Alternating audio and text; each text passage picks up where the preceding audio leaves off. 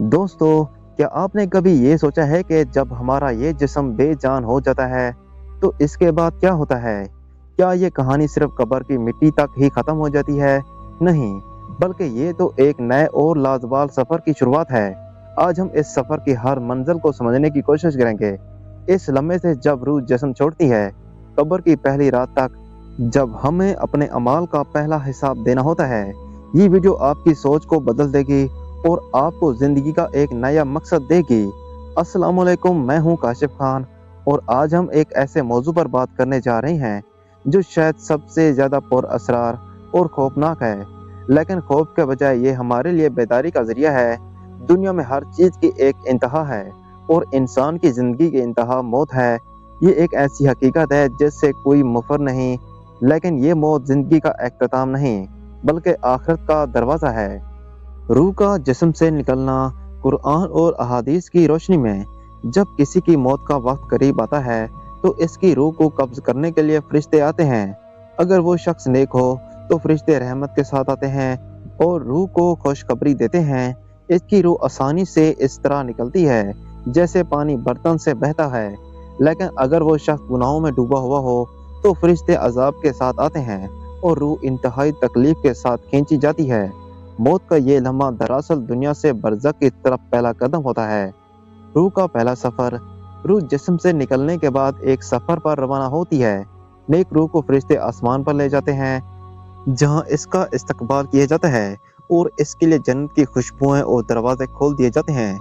इसे एक मखसूस जगह पर रखा जाता है जिसे अलियन कहते हैं। इसके बरअक्स बुरी रूह को आसमानों पर ले जाते वक्त दरवाजे बंद कर दिए जाते हैं और इसे वापस जमीन पर फेंक दिया जाता है। ये रूह अपनी कब्रों की हालत देखती हैं और इन्हें इस बात का इल्म होता है कि आगे इनके साथ क्या होने वाला है। कब्र की पहली रात। मियत को कब्र में दफनाने के बाद जब लोग वापस चले जाते हैं, तो कब्र अपनी आवाज में मियत को पुकारती है कि मैं तन्हाई का घर हूँ, मैं कीड़े मकोड़ों का घर हूँ और आज से तुम यहाँ की मेहमान हो।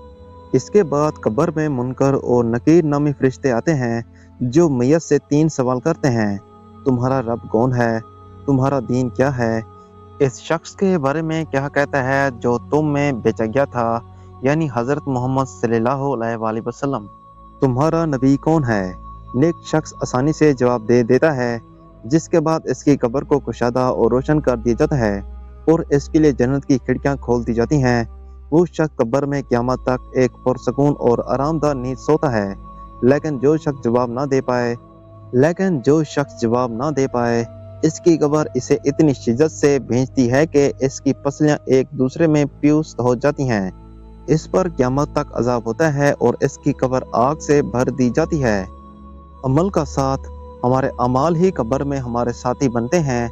अगर अमाल अच्छे हों तो वो एक खूबसूरत और दिलकश इंसान की शक्ल में कब्र में आकर हमें तसल्ली देते हैं और हमारी तन्हाई को दूर करते हैं। लेकिन अगर हमारे अमाल बुरे हों तो वो एक बदसूरत और खौफनाक शक्ल में आकर हमें डराते हैं और हमारी तकलीफ में इजाफा करते हैं। ये बात हमें बताती है कि असल तैयारी माल और दौलत की नहीं बल्कि नेक अमाल की है। मौत और कब्र की जिंदगी का ये सफर हमें ये सबक देता है कि ये दुनिया आर्जी है और असल जिंदगी मौत के बाद शुरू होती है। आज हमारे पास वक्त है कि हम अपने आप को तैयार करें, नमाज कायम करें, नेकियां करें और अपने रब को राजी करें, क्योंकि वही हमारी निजात का जरिया है। अगर आप इस मौजू पर मजीद वीडियोस देखना चाहते हैं तो हमारे चैनल को सब्सक्राइब करें और कमेंट बॉक्स में अपनी राय ज़रूर दें। अपनी ज़िंदगी के बारे में सोचें और इसे बेहतर बनाने की कोशिश करें। शुक्रिया।